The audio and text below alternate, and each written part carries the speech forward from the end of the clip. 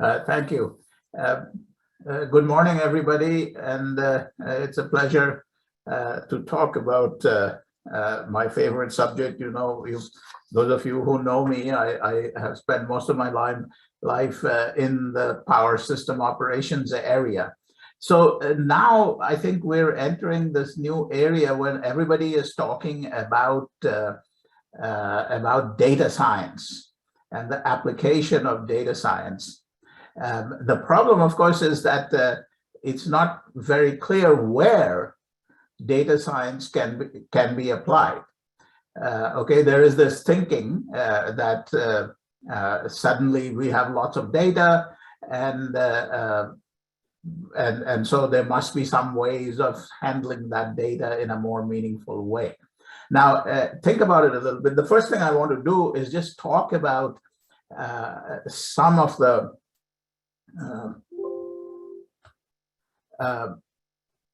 about power data in the power grid. Okay, so I want to first tell you what I'm going to talk about in the next hour. Okay, so the first thing I want you to I want to tell you what thoughts I'm trying to give you in this area. Okay, so I'll start with talking about data. You know, it's not like suddenly we have a lot more data in the power grid. The data always existed. All right, we have a few new measurements, but not a lot. So the question is, how do we then take all this data that we have and get more meaning out of it by using some data science? So we'll talk about that. But let's think about the data. I think of the data that it comes in sort of three flavors. You know, one is the data for all the assets in the power grid. So everything from relays to transformers to transmission lines to power poles, and where they are in the grid and where they are in the inventory. I mean, we have to keep a lot of spare parts. We need to know where the trucks are that we can use.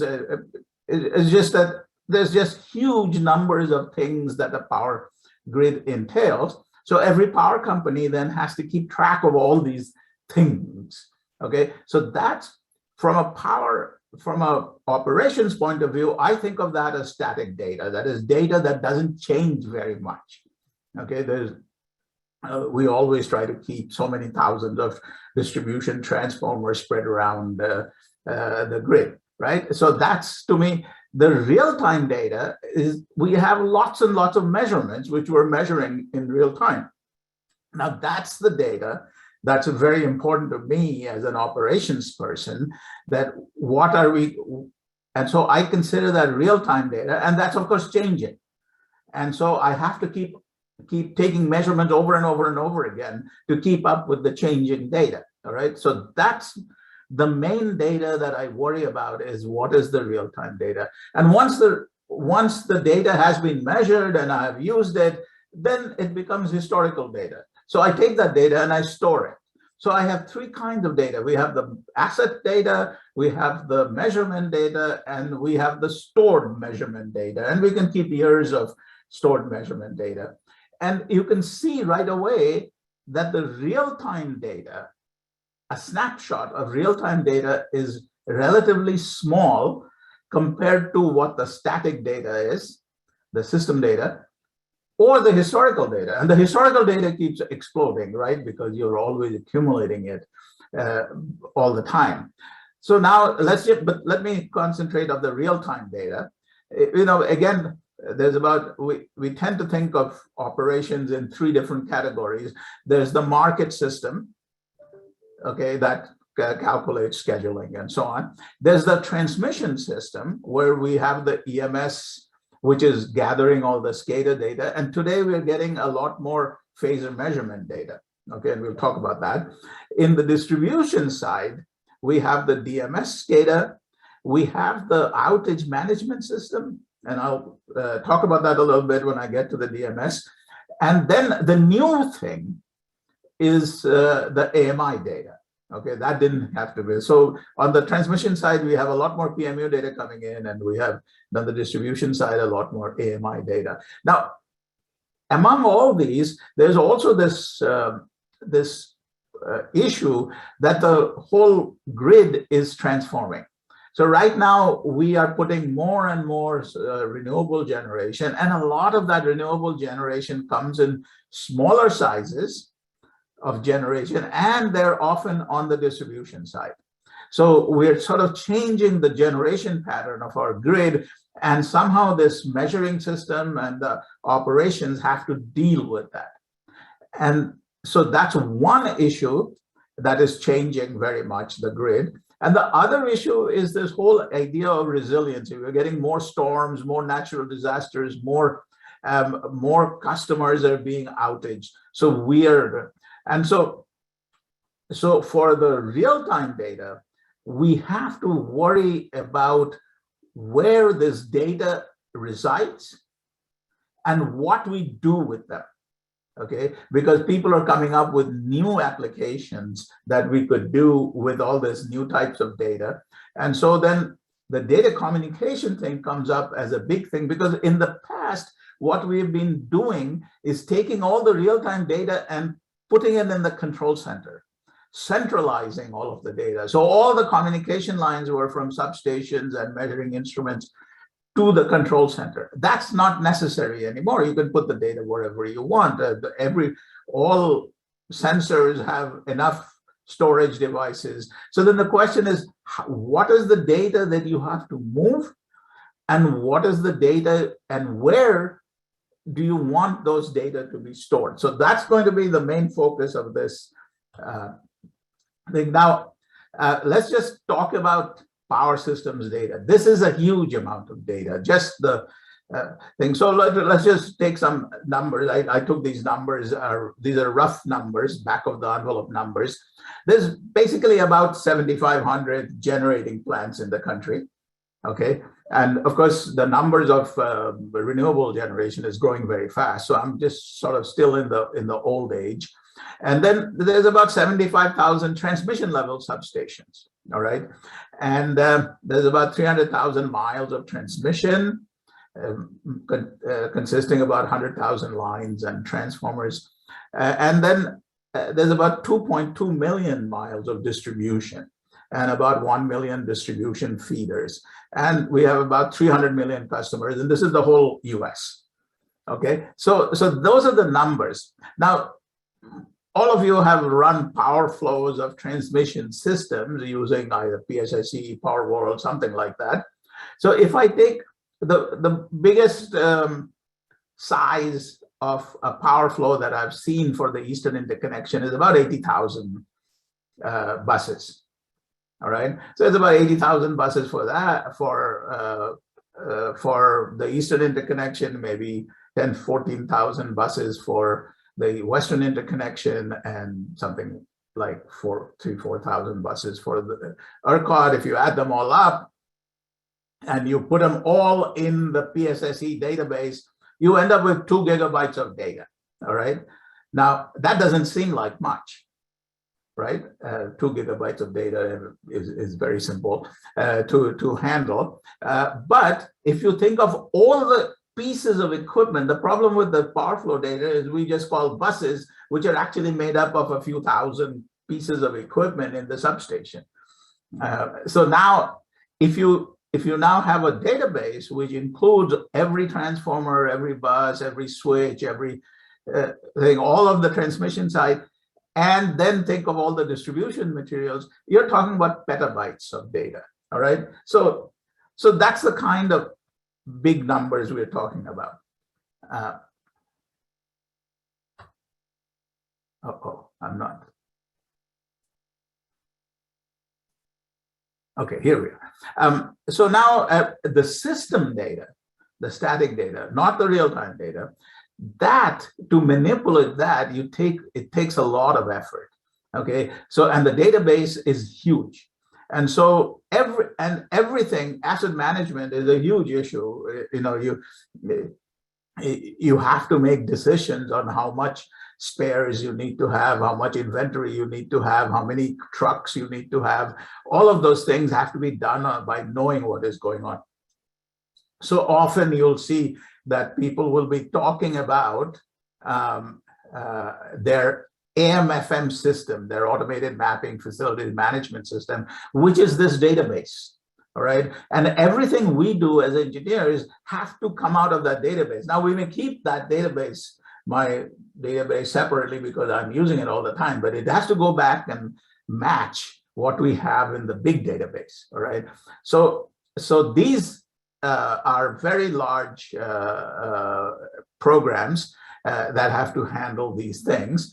And so now, but let's talk about the measurement data. And so now, all of you are familiar with what I'm talking about here. We measure power, VARs, voltage, current, frequency, etc. And then we usually gather these in the SCADA systems, either in the EMS or in the DMS, the EMS being the transmission level system.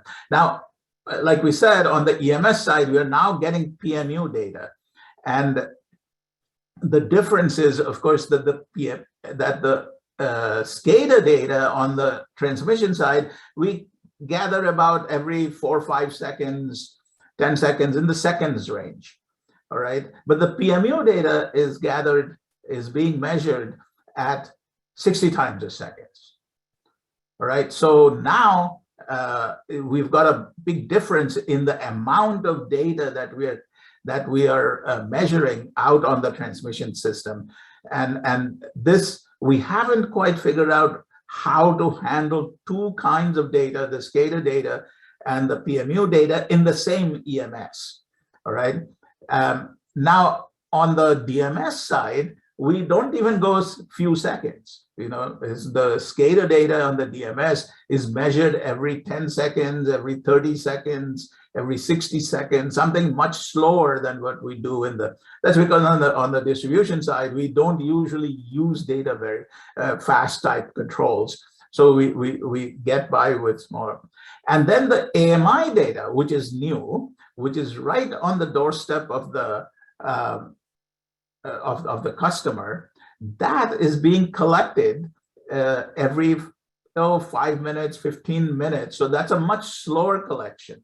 So, but it is updating every 5 to 15 minutes. So we've got all these different kinds of data being measured at different rates, and then what do we do with it? So let's talk about the EMSs first. Okay, so we actually, in most cases, have at least two levels of EMSs. One level is the reliability coordinator level, whether that be New York ISO or MISO or Cal ISO. That level, the reliability coordinator, they have huge EMSs. All right, and underneath them, there's another set of EMSs. Usually we call them transmission owners. Okay, so under the Cal ISO, you have Pacific Gas and Electric, you have Southern Cal, and so on. Under New York ISO, you have Con Edison and National Grid, and so on. So basically, they're doing two sets of work. When the reliability coordinator thinks something ought to be changed, they have to tell the transmission operator and the TO EMS, and that EMS then sends out the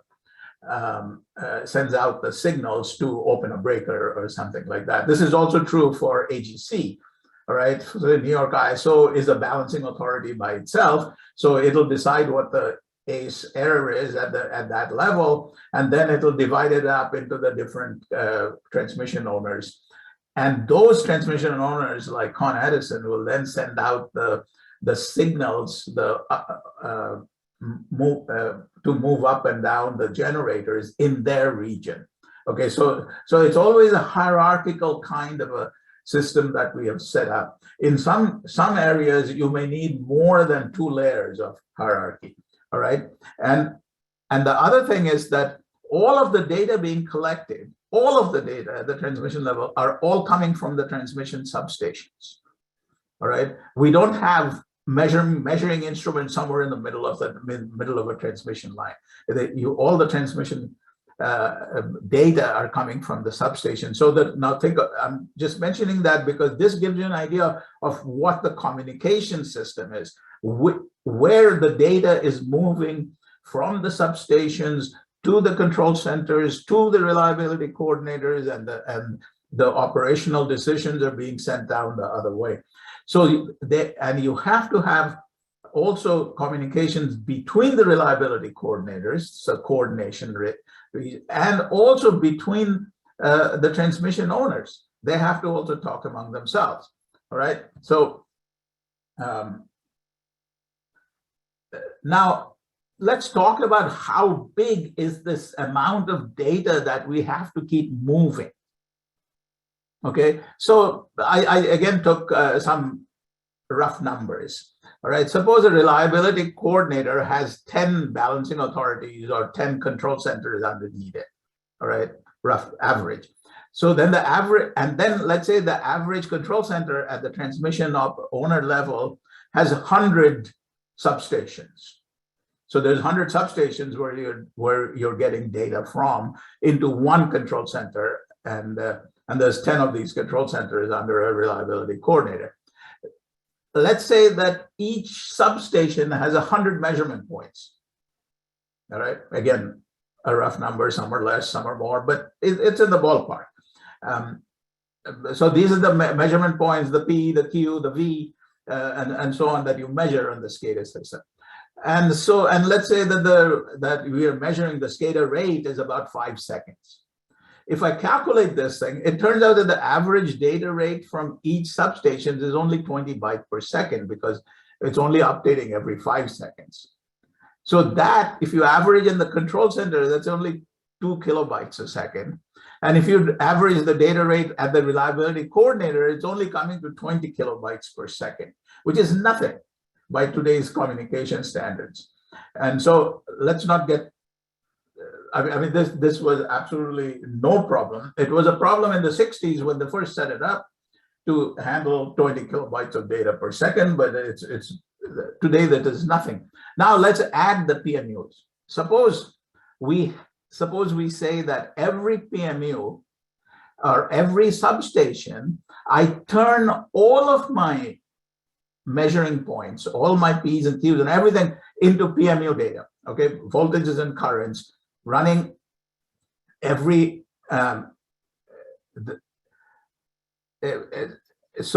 let's just say that they're running 100 values per second. Most of them run about 60 times a second, right? Most PMU data collected 60 times a second, but I said, let's do it 100 times a second. If you did, then your average data rate per substation goes up from 2 to 10 kilobytes a second. Now, what that means is that the average data rate for the 100 subs is about 1 megabyte a second, and the average data rate for the reliability coordinator is then 10 megabytes a second. Now, nobody can say that 10 megabytes a second is a lot of data these days.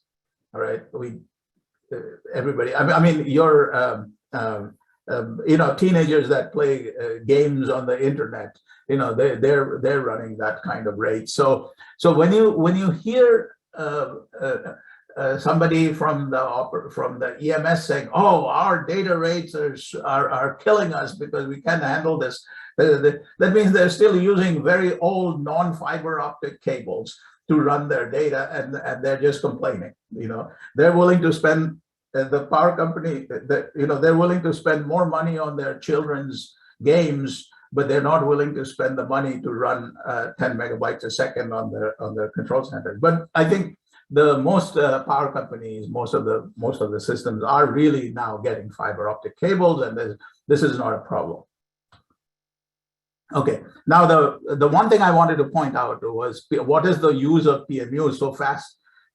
People ask very often that, hey, these operators are watching what's happening to the power system, and the PMUs are coming, data is coming in so fast. What's the point? I mean, they can't possibly watch these things so fast. No, that's true. They can't watch it that fast. And so the only thing is, but the computer can't watch it that fast, and it can tell the difference between this is basically some outputs of PMUs, which can track a stability problem. A fault occurs, that big spike on the left, and then you can see that you can see it if you are getting 60 times a second data, or even 30 times a second data, you can follow this. But if you've only got data every 5 seconds from SCADA, you will not know that a fault occurred. All right. The only thing you will notice is that afterwards you'd have some switches operated by relays that just happened with you doing nothing. All right. So that's the whole idea of having PMUs, is that the operator can, after the fact, go back and see what happened and where the fault occurred. Okay, so now let me switch to the DMS side, which is now exploding, meaning that everybody is putting in distribution management system. 20 years ago, very few people had distribution management systems. Okay, today everybody has distribution management systems. And what does it measure? Well, it again is mostly, if you think of a distribution feeder, there's not a lot of measurements on it, or there didn't used to be. Okay, in fact, most of the sectionalizers and breakers don't even have a sensor that is brought back to the DMS.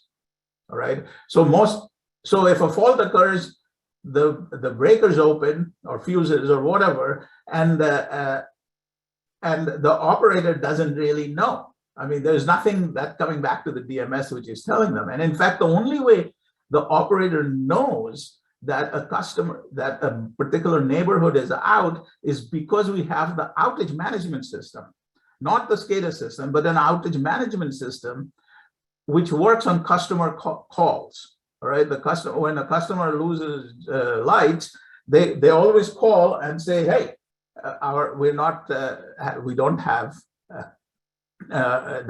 lights. And so the outage management system puts these together and says this neighborhood is out, which means that this feeder is out between this sectionalizer and that sectionalizer. So here is the big difference. The DMS decides its topology not from a topology processor that's run through the SCADA system, but from the OMS, from the outage management system. Whereas think of the EMS, we decide the topology on the status data that is being brought in from the substations. So it's very different. Okay, now it's changing. That is, the SCADA system, people are putting in more and more intelligent breakers and sectionalizers, in which case you get this. All right, now let me say a few words about the AMI. The AMI is at the customer. So think of the measurement. The measurement is at the customer premise at 230 volts. All right. The DMS is gathering data. The SCADA data is coming from either the 35 kV level or the 13 kV level. Let's say they're coming at the 13 kV level. Between the 13 kV level and the customer, there's at least 2 transformers. Nothing is being measured at those transformers at today. Okay, so even though you have AMI data, the relationship with the AMI data to the SCADA data is basically unobservable today. All right, so that gives you an idea of what the database looks like. All right, so now as we said, the distributed generation is coming on, and then of course we are looking at microgrids as well. And so then the question is, where are these things? So when we say distributed generation, which level, if the distribution is of any size, it will at least be at the 13 kV level.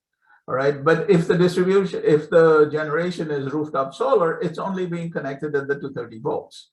All right, so big difference in where the distributed generation is.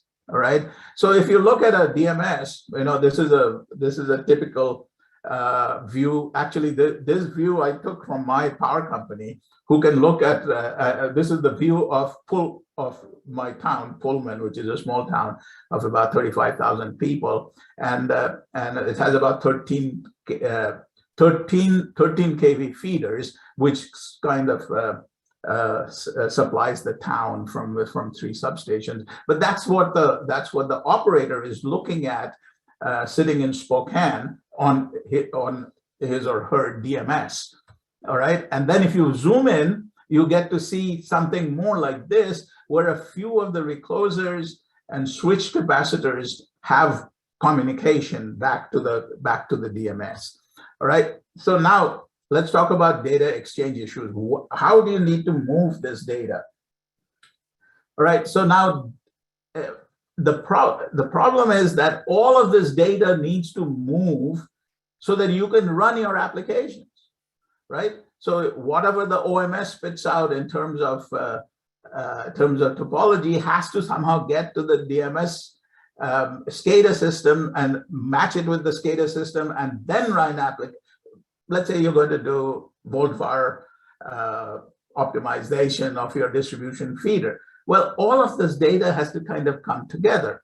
Let me tell you one thing, that most AMI data is not coming back to the control center, to the distribution control center, because the AMI systems were set up to read meters and bill the customer, and so they were never meant for actually operational use, even though this is updating every 15 minutes.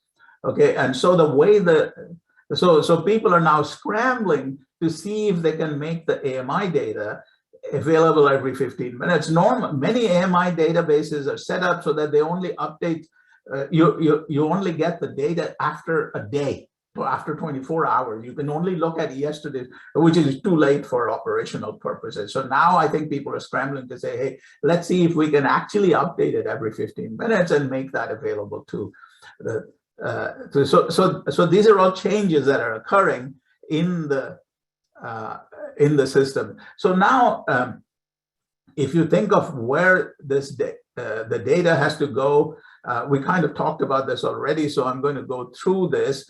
But remember, these have to be also this data has to also go from one company to the next. So the reliability coordinators have to talk to each other. The transmission owners have to talk to each other, and this is where you can't do it if, let's say, if you say PG&E and Southern Cal Edison, which is all part of Cal ISO, if they have 2 different vendors for their EMSs can't talk to each other because their data is not compatible. They're not in the right formats. And this is where standardization came in. And the US is way behind in standardizing their data. Okay. Why do I say that? Because China had standardized their data 10 years ago, 15 years ago, and every control center has to use that database, the common information model that is used in China. The NSOE in Europe is really making a push to do this, and much of it is now, the SIM standard there is getting very close. The US has been trying, and people have been basically dragging their feet on trying to get standardized. Now, the other thing I want to point out is that the basic communication system that we use is wherever the measurement data is taken, it sends it back to the control center. Okay, so if you think of the communication, it's just a star system where all data is centralized. Well, think of all the research that you're doing and your friends are doing. They all have to do with how to use more agents and more distributed control and more things. And you can't centralize all the data if you're going to do distributed control, right? So you've got to have some sort of data moving that has to do with in a much more networked way. That is peer-to-peer communications as well as hierarchical communications have to be used. And this is this is just a picture of how you would do that. And here's some question of whether we can use the cloud. I think this is a big question. Can we use the cloud to do this kind of database? And so I just point out we did some experiments with putting PMU data on the cloud to see how long it would take for people to you see, right now, if New York ISO exchanges PMU data with New England ISO, the delay rate is about 7 seconds. That is, New England ISO won't get a New York ISO PMU data until 7 seconds later, which makes no sense because you're getting data that is running every 60 times a second. If you're getting it 7 seconds late, it's no use for any kind of control purposes. So we said, well, let's do an experiment of exchanging this kind of data on the cloud. So we went to New England ISO, and they, what they did was they let us upload the data. They uploaded some of their data from ISO New England itself to an Amazon cloud, and we had the same data from Cornell, who was a partner for us, to upload that data. And if you if you exchange that data from the cloud, then you know the transition data, of course, doesn't always go. It turns out that it takes about 40-50 milliseconds to exchange data if you use the cloud server that's on the East Coast in Virginia. Near Washington, D.C., the Amazon has a cloud server where we did that. This blue line is basically the kind of time delays we were looking at. If then we switched over to use the cloud, the cloud server in Portland, Oregon. So remember, the data is coming from the East Coast to Portland and going back. We are still getting in the 130 milliseconds or so. These are numbers which you can use to still do controls. Okay, so this is good. Now, if you do some calculations in the cloud, let's say if you calculated your state estimate on the cloud, then of course you have to add that calculation time on top of these lines, and then it becomes a little harder to once you get into the couple of 100 milliseconds data. You don't know what controls you can actually do. The other big thing that is happening right now is that because the generation is now coming into the distribution side, okay, we're suddenly faced with the question of how much data does the EMS operator needs to know about the distribution side, all right? In the past, and in fact, even today, the EMS operator doesn't pay any attention to the DMS side, all right? Because it's essentially passive from their point of view. There is no generation there on the DMS side. It's load. It's once the power leaves the transmission substation to go to the customer, what happened in between, the transmission operator never paid any attention. Now things have changed. Now you've got generation coming from the distribution side to the. Now think of the time when more than 50% of the generation is going to be on the distribution side. How are you going to do your AGC?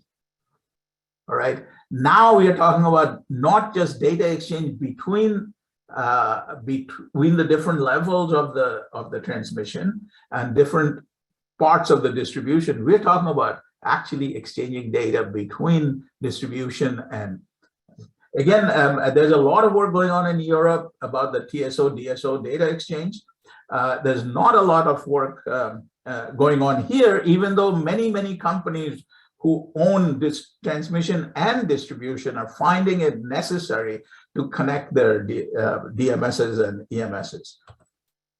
All right, so I need to speed up a little bit. So the database issues, the database here, now you see we're getting more, getting data in real time that is being exchanged. So now you have to think of, before, the databases were all centralized.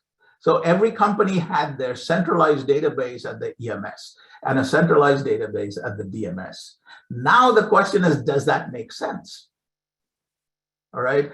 If we're not going to use, if you just take the DSO, what data you need to exchange between the two, it doesn't make any sense to centralize all of the distribution data also in the EMS, right? So there's only selected pieces of data that you want to get there. You also need to, but the EMS also needs to know where these generators are, or active loads, or storage devices on the distribution side, so that they can also calculate which substation they're going to, where this power is going to hit, right? So where you're going to keep this data and where you're going to send this becomes a huge issue. Now, let me just say my pet peeve today is that when I look at all the papers that are being published, they all have to do with calculating optimization or calculating large nonlinear systems, all right? There is never any thought of what the communication needs are. So here is a problem, let me throw out to you as something to think about. Any EMS or DMS has dozens of applications. Each application needs a different set of data. All right. How are you going to design the communication system of the future, which is not just going to solve one of your communication problems for one application, but will be the best, the optimized one for all applications that are needed in the EMS and DMS? Let me tell you that nobody is thinking about this problem. So if you don't want to compete with the 1,000 other researchers who are trying to find a slightly better optimization solution, here is a problem that nobody's looking at. You could make a big difference.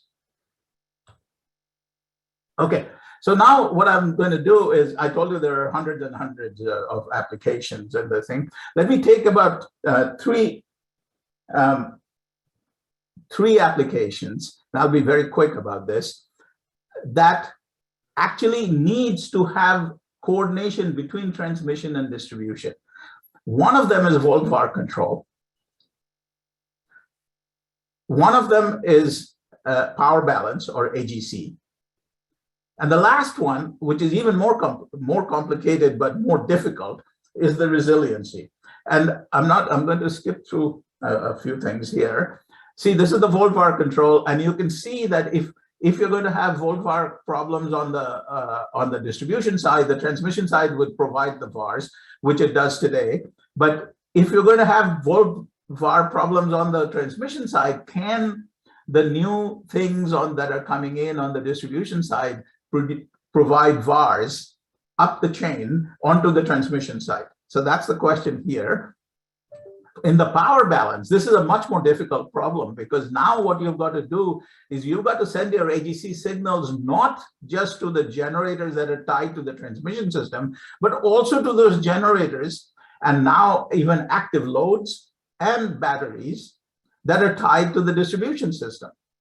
And so how do you calculate the ACE, and how do you divide up the ACE into all the different, the problem is, before you were only dividing up the ACE between the large generators. Now you're going to divide the ACE between all kinds of solar and wind and batteries and active loads, right? So you've got a much bigger problem. Now, restoration, why is this a problem? Because we are going to be more and more dependent to getting resiliency by having more and more microgrids.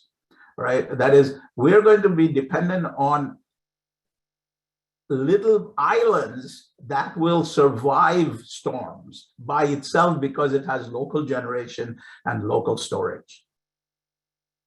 Okay, so now what you have is a problem of restoration, or putting the whole thing back together, the grid back together on the distribution side, by connecting things that are already alive.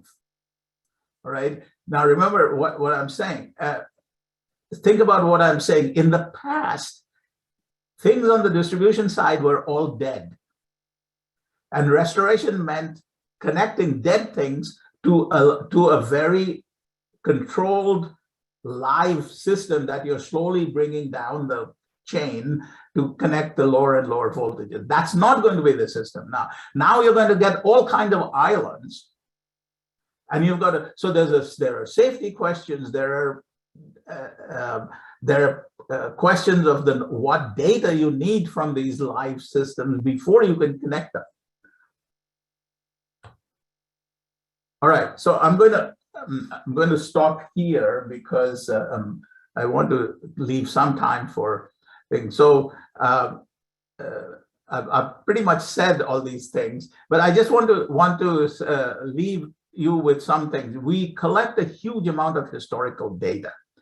And if you're thinking of applying some data science type techniques like pattern recognition, like doing forecasting, okay, this is where you're going to get your data in this historical data that we have. And there are some many problems, not the least of which is to doing postmortems of events that comes with this historical data. And nobody has actually done a lot with this, okay?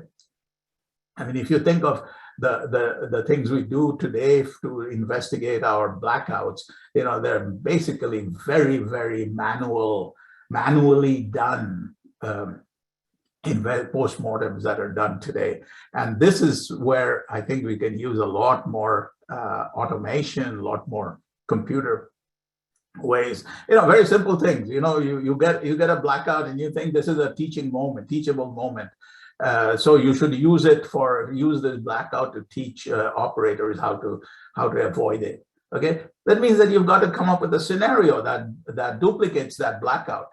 Well, how do you do that? You've got, you know, gigabytes of data spread around the system that has been historically connected. How are you going to make a scenario out of it? There's no automatic way to do it. Today, people sit down and do it by hand. So and then there's a lot of model validation that can be done from this historical data. We were validating some of our models in our local power company, where we could take the AMI data, run load power flows on that three-phase distribution systems, and then match it with the SCADA system that is coming in and the DMS. And you can see, you know, these little errors here in these. This is about 3 days of AMI data that then we'd run a GridLab D or any kind of a power flow, distribution power flow to match that, and then you see it. And it turns out, you know, we know for a fact that the SCADA data is much more accurate than the AMI data. AMI data is still not very well cleaned up in most cases just because of the volume of it. Okay, and so I'm going to leave you with this, the first bullet over there, which is sort of my mantra, is data science is the use of big data in new ways. Okay, so it is not the use of existing power applications with bigger data.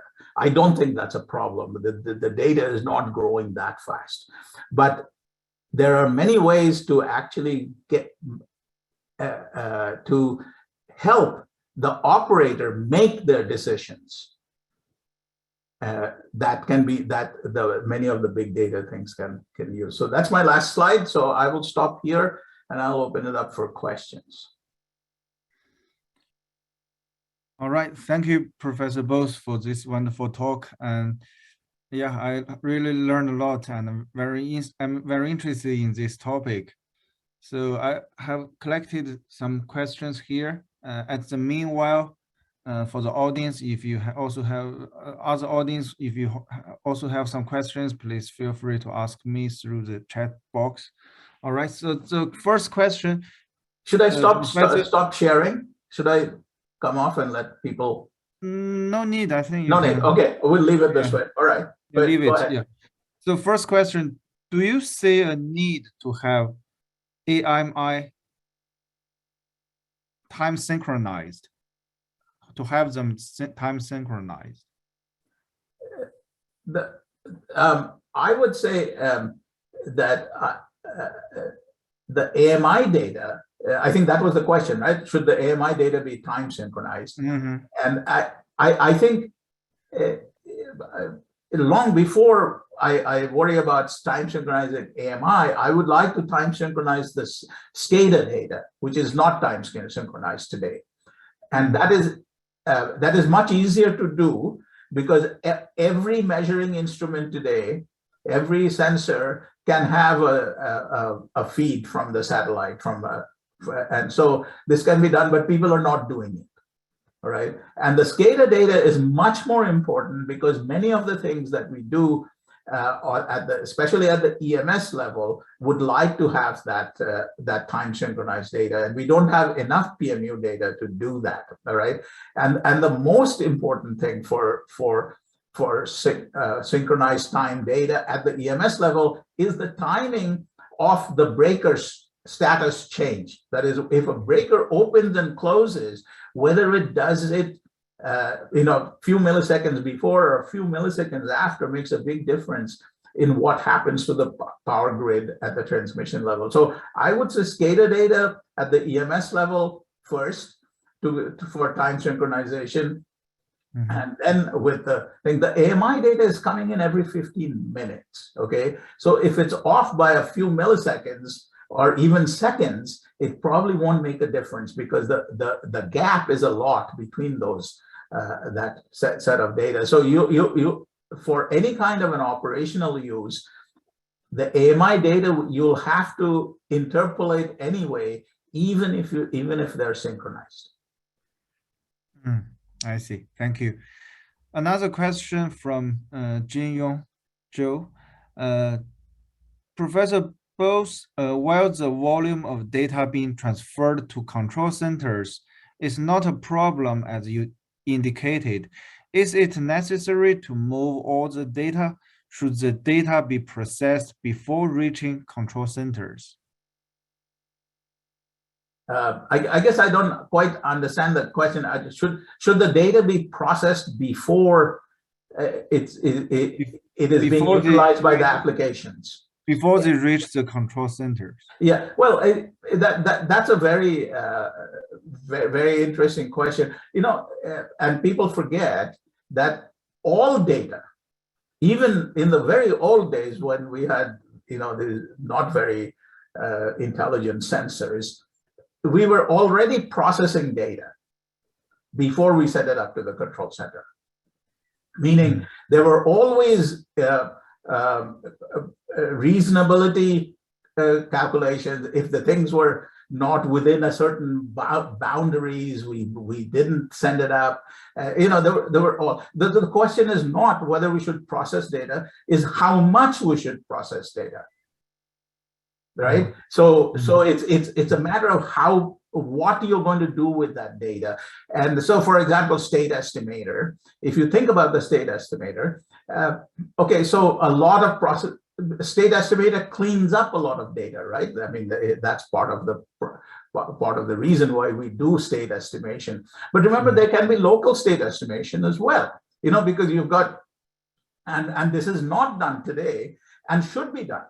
That is, if within the substation, you can do, it's just simple Kirchhoff's laws and figure out which ones are in error. Mm-hmm. And do a very simple kinds of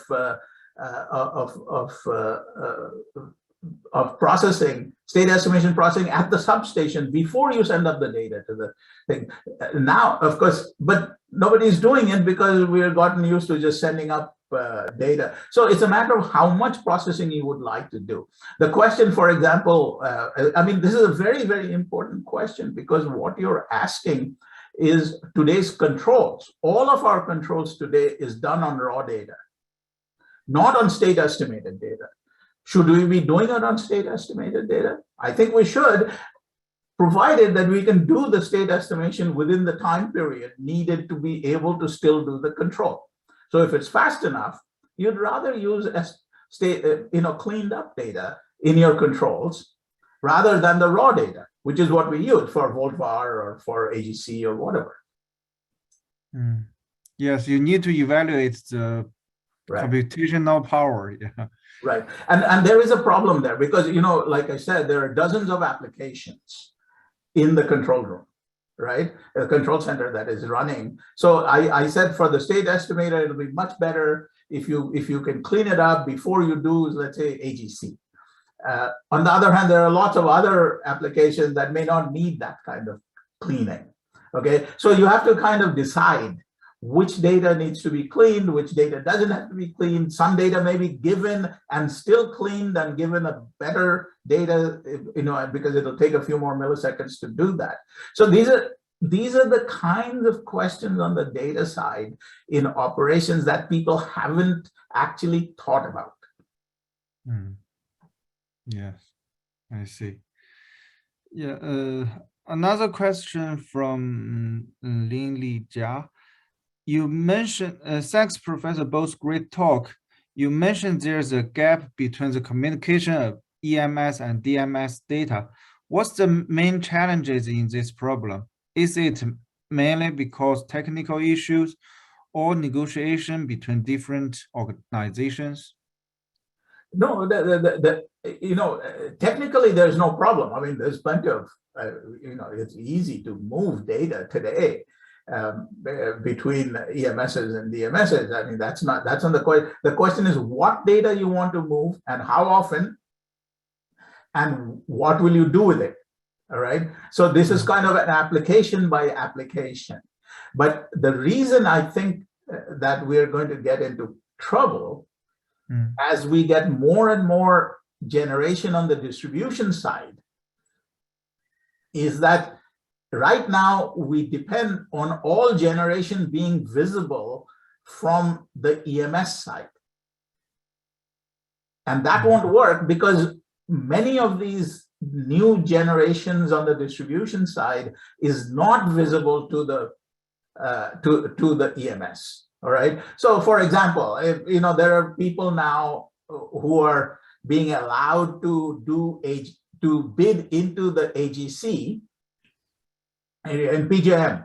If you can be an aggregator who aggregates all the water heaters in a neighborhood of a city, as long as it's got about 1 megawatt worth of power, you can actually bid into the AGC thing, right? So the AGC is now sending a signal to this aggregator who is supposed to move all these water heaters, okay, to respond to the AGC signal, but the EMS doesn't see these water heaters.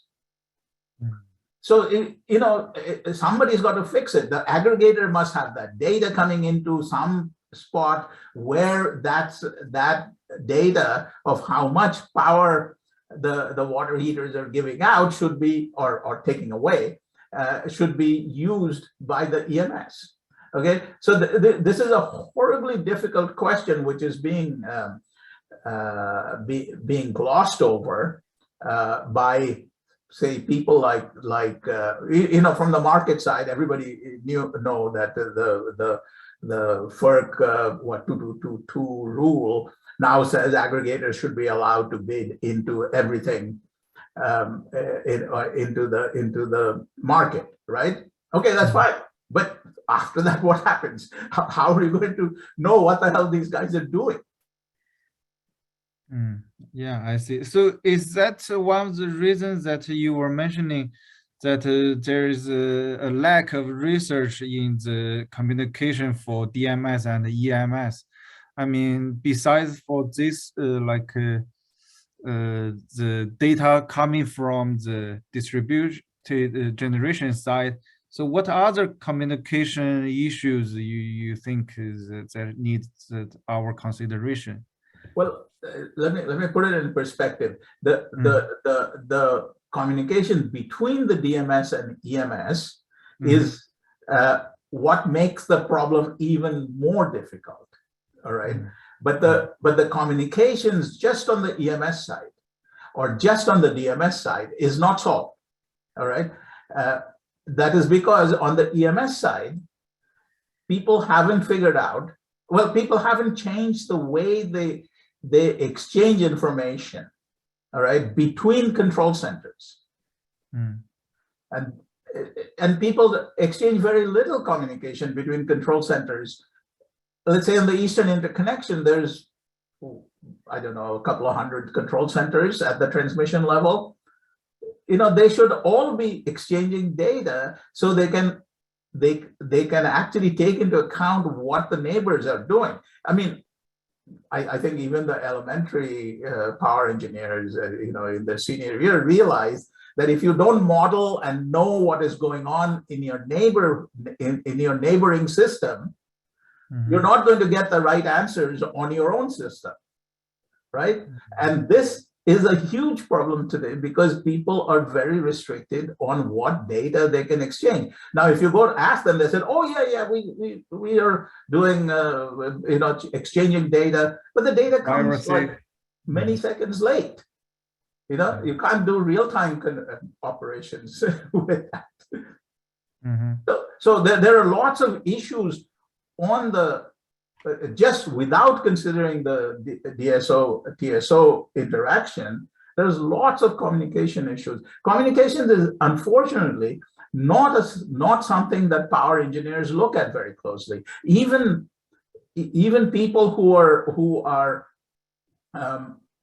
designing state estimation and contingency analysis, even they don't pay much attention to what data they can get from their neighboring system. I mean, I say that somewhat facetiously because it's, you know, theoretically everybody knows, but you know, when they had the big blackout in San Diego, right? None of the EMSs on the California side caught that. That was a single contingency. Okay, one 500 kV line went out in Arizona, and San Diego blacked out, and everything, and more than San Diego, but San Diego was the big city that blacked out, and there were control centers in San Diego Gas and Electric. There was control centers at Cali, so none of them caught it because they weren't looking beyond their own horizon for solving the contingency analysis. I see.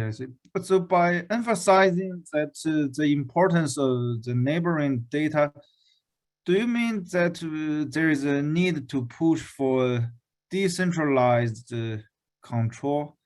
Like we get some regional area data and get the decision instead of having the centralized data for the centralized control? You see, I think whether decentralized control works best or centralized control works best depends on the application. All right. I'm sure, you see, decentralized control is very possible today. All right. So, and people are doing lots of research on this thing. And especially I'm seeing more and more on the distribution side, people are doing, at least nobody's trying it in the field as much, but people are doing lots of research on decentralized control of the distribution side.